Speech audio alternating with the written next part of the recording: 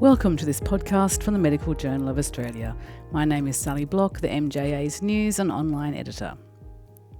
Today we're exploring left atrial appendage occlusion, or LAAO therapy. We explore the clinical rationale, patient selection, referral pathways and key considerations for LAAO and aim to understand the therapy as an option for patients who are unsuitable for long-term anticoagulation therapy. This is a sponsored podcast. Associate Professor Pankaj Jain is an academic interventional cardiologist with appointments at Royal Prince Alfred, Concord and Macquarie University Hospital. He is a clinical senior lecturer at the University of Sydney and conjoint senior lecturer at the University of New South Wales. His interests include complex coronary and structural heart interventions and mechanical support devices for heart failure. Dr. Ata Doost is an interventional cardiologist. He completed his training at various hospitals throughout Australia and undertook his specialty fellowship training at King's Hospital in London. He has appointments at Macquarie University Hospital and National Capital Private and Calvary Bruce Hospitals in Canberra and is a senior clinical lecturer at Macquarie University Medical School. Dr. Doost has performed thousands of cardiac catheterisations and has extensive experience in structural heart procedures. He specialises in coronary interventions, advanced imaging and valve therapies using TAVI and MitraClip. They join me now. So Ata, which patients with atrial fibrillation should be considered for LAAO? Describe a typical patient.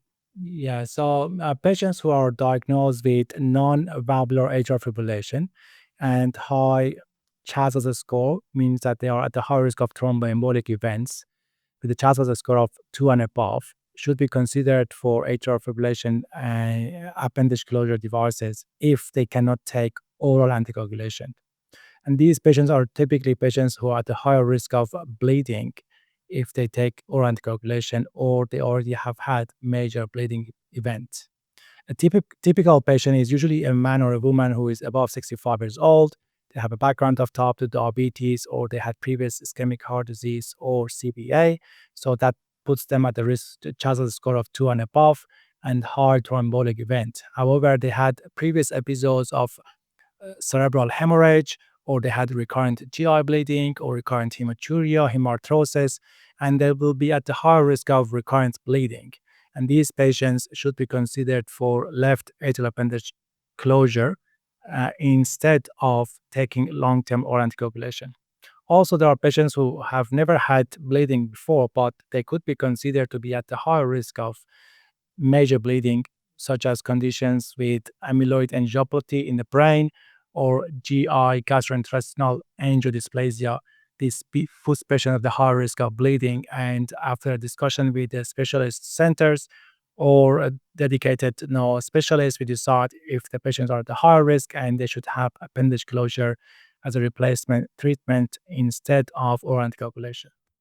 Pankaj, what comorbidities or risk factors matter most? So look, Ata's already taken us through the situations where you would consider LAA occlusion, and I guess of all the ones that he's listed, the ones that matter most are if a patient is at very high risk of either having a stroke or having another bleeding event. So the factor that matters most in terms of risk of future stroke is a patient that's had a stroke previously. And the factor that matters most in terms of future bleeding is a patient that's bled previously. So they're the two most important ones, prior stroke or prior bleeding. In addition, there's risk factors that contribute to both stroke and bleeding risk. If you look at our risk scores that we have for future stroke and future bleeding in patients that have atrial fibrillation, there are some factors that are common to both, and in particular, high blood pressure, hypertension, and also advanced age. So they're important because they contribute to the risk of both stroke and bleeding. And then finally, as Ata mentioned, there are factors that place the patient at very high risk of bleeding. And those patients really cannot take any anticoagulation at all. And one that stands out is patients who have amyloid angiopathy. And for them, anticoagulation really is truly contraindicated. And so that then becomes a very important risk factor to consider. So when should a patient be referred for LAAO assessment? So as soon as the primary physician or general practitioner recognize the patient cannot take long-term oral anticoagulation, or if they have hesitation to continue or restart anticoagulation, the patient should be considered for this procedure. Or if there is any decision made by the primary physician or general practitioner that these patients have to stop the anticoagulation to minimize the risk of future major bleeding. It is not appropriate to keep these patients with high CHAS score of anticoagulation long term, or put them on the lower dose of oral anticoagulation, or even some I've seen patients being put on aspirin instead of oral anticoagulation because of the concern about the long-term major bleeding risk.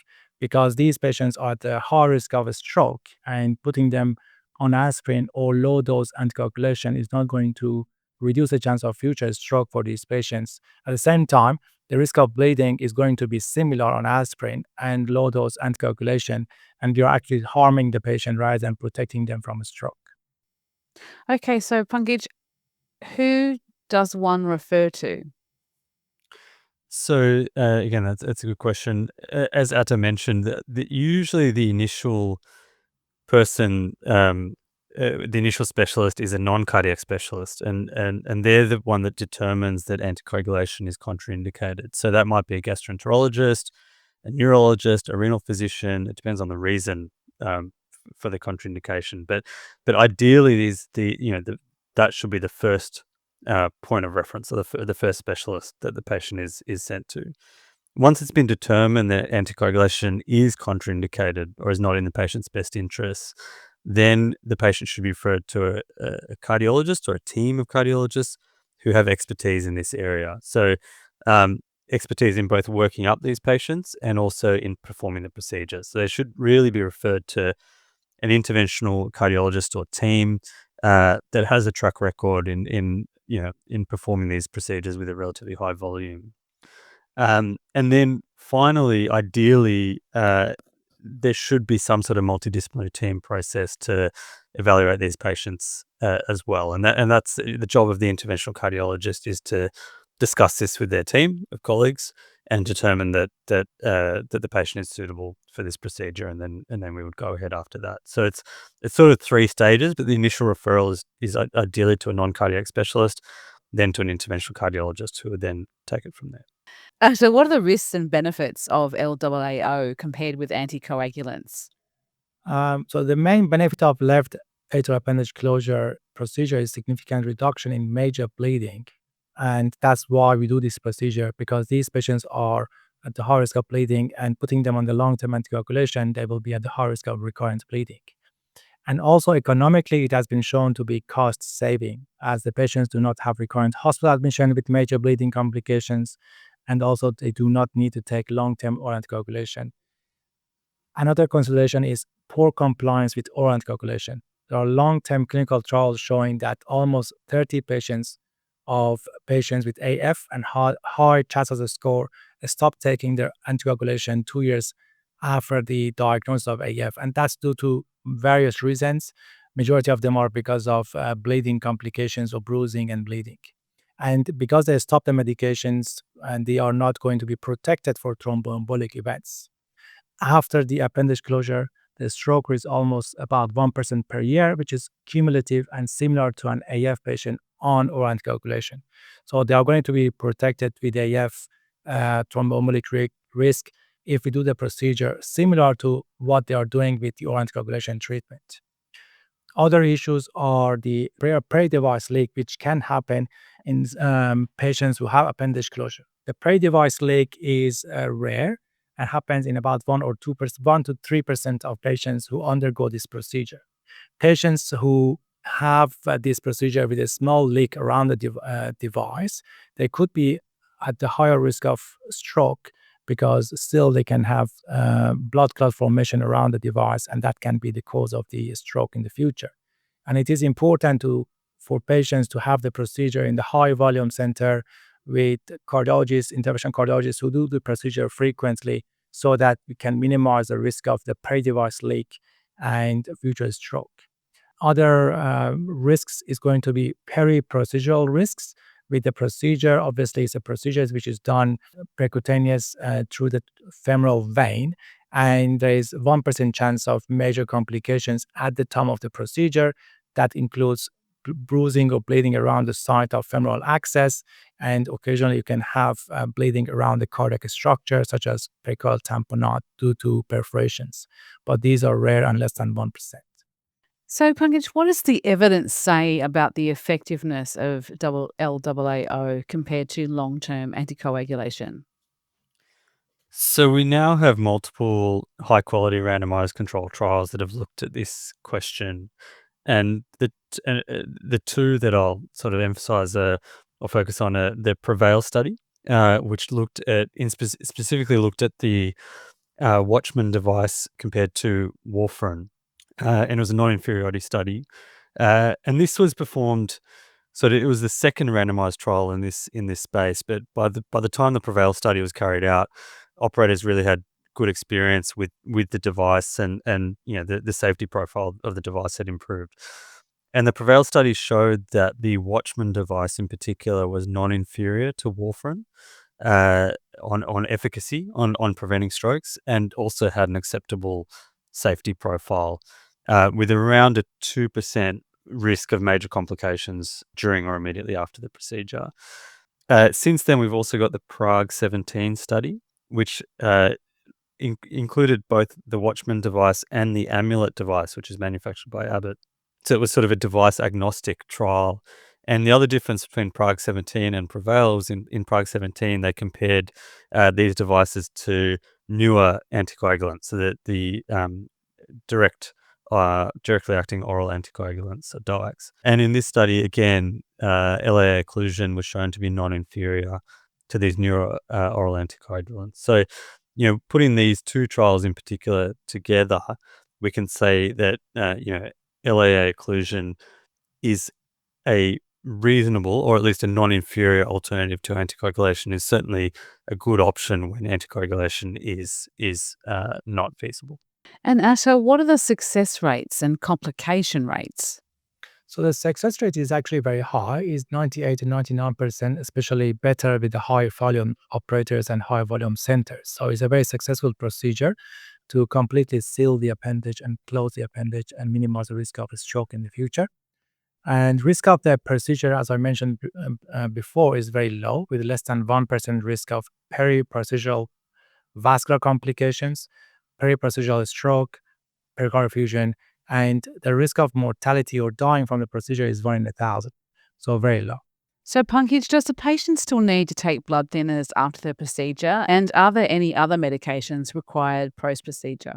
Yeah, so the short answer is yes, the patient does need to take blood thinners usually after the procedure, and the regimen depends on the device that's used. So after the Amulet device, the standard is 3 months of dual antiplatelets, so no longer needing anticoagulation, but 3 months of antiplatelet therapy with usually aspirin and clopidogrel.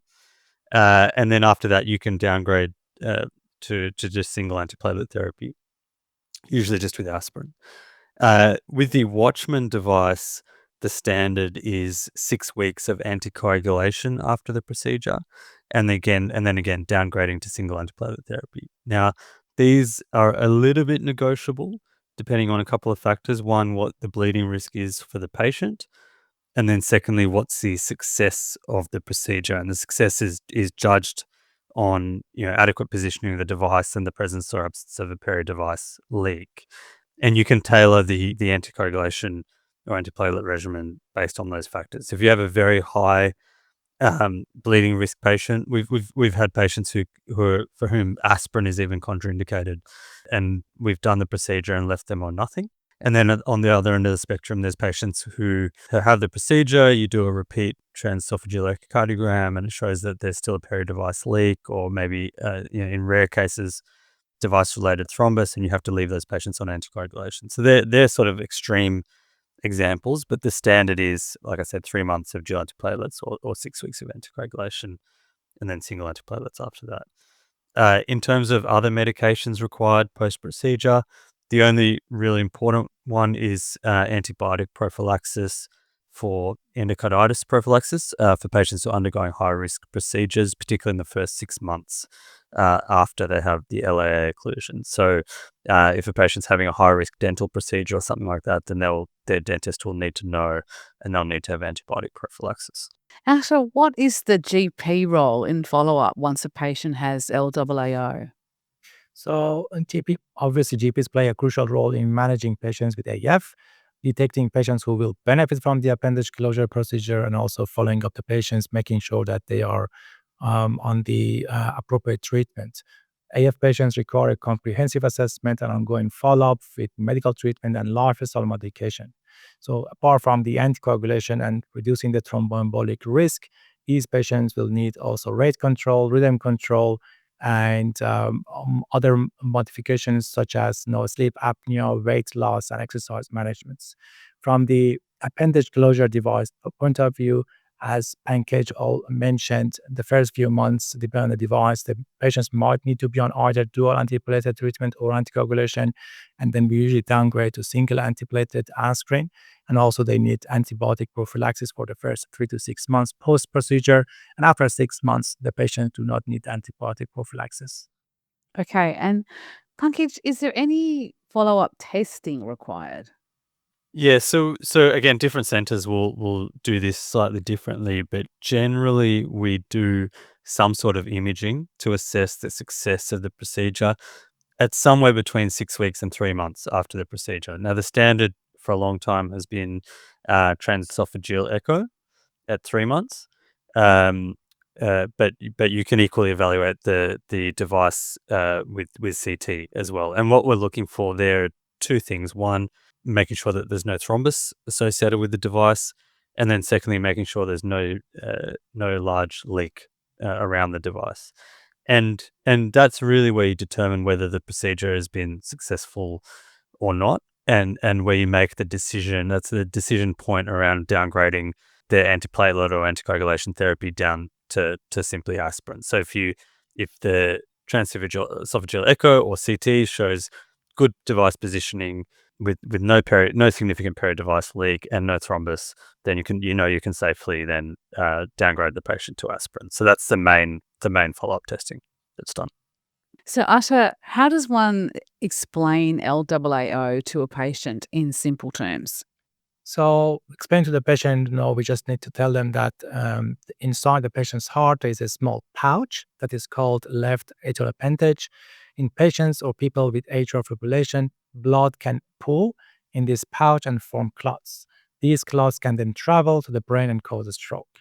Left atrial appendage occlusion or closure is a procedure when we place a small device or a plug that seals off the pouch. By closing it, we stop the blood from collecting there, and that will reduce the chance of a stroke because there is no blood clot formation anymore. And we can think of it like putting a lid on a small pocket where clots like to form. Once it's sealed, the clot cannot be built, and there is no more risk of a stroke afterwards. The procedure is done through a vein in the groin, and there is no need for open heart surgery. Most of the time, this procedure is done under general anesthesia. Rarely we do it with local anesthetic and intracardiac echocardiogram. And these patients usually are in hospital for 1 day and they go home next day. And it is important that, that we are doing this procedure to tell the patients that they do not need to take long-term oral anticoagulation. And this treatment is going to be a replacement for long-term oral anticoagulation. So, Pankaj, what questions should be expected from patients and their families? So there's probably 4 questions that we get asked really commonly by patients and families. The first is, can I come off my blood thinners after this? And as explained, there is a short period of time, 6 weeks to 3 months, where the patient will need to be on, either dual antiplatelets or anticoagulation. But the aim of the procedure is to downgrade that to aspirin in the long term. So, but that's certainly a very common question. The next one is, what are the risks? And Ata has taken us through the risks in detail, and it's important that those are explained to the patient and their families. Ideally should be explained by the person doing the procedure, so the interventional cardiologist. Patients often ask, are there any other options? Is there an alternative to this procedure? Particularly those patients who are not keen on undergoing invasive procedures. And, as long as you have the right patient in front of you, who for whom anticoagulation is really not an option, the answer to that is yes. There's always other options, but this is usually the best option for that patient, given they can't take anticoagulation. But it's important that those alternatives, including not doing the procedure, are laid out to the patient as potential options. And then the last question, which we get asked actually all the time, is, will I feel better after the procedure? Is this going to get rid of my breathlessness or or whatever other symptom the patient might have? And the short answer is no. And it's really important that we're clear with patients. This is a preventative procedure. This is a risk reduction procedure. It will not make them feel better. And we need to be clear with patients on that. How do they generally react to that? I think that patients usually appreciate the honesty, and when you explain to them, if you've taken the patient through the rationale and the dilemma between stroke and bleeding, and then why we're undertaking it or considering undertaking it, patients are usually very accepting of the fact that it is worthwhile, even though it's not going to make them feel any better. And they usually understand, when you explain it to them like that, they understand why it won't make them feel better as well. So they're usually quite accepting of it. And I think, appreciate the openness when you lay it out like that properly. How does one help a patient weigh up the decision between LAAO and medication? So look, as a primary physician or an interventional cardiologist who is doing the procedure, we have to explain to the patient about the goal of the treatments. The goal of these treatments, left atrial appendage occlusion and medication, is to reduce the chance of a stroke. And that's why we're doing them. The blood thinners reduce the clot formation throughout the whole body. The left atrial appendage closure seals off the part of the heart where the clot forms. So the mechanism is different, but that's how it is working, and that's why we are doing it. So the idea is to minimize the chance of a stroke. And the physician also need to compare the benefits and the downsides of each treatment. So as we explained before, the benefit is reducing the stroke. Each treatment also has its own individual benefits, such as anticoagulation is not a procedure, it's a tablet that you take every day, or you need to take it every day, otherwise it's not effective. The procedure is a low-risk procedure, but it is not completely risk-free. But if you do it, then you're almost protected for a stroke, similar to taking anticoagulation for a long term. So it is important to talk through the pros and cons of each treatment and explain to the patient who is in front of you. And then clarify who benefits most from each option.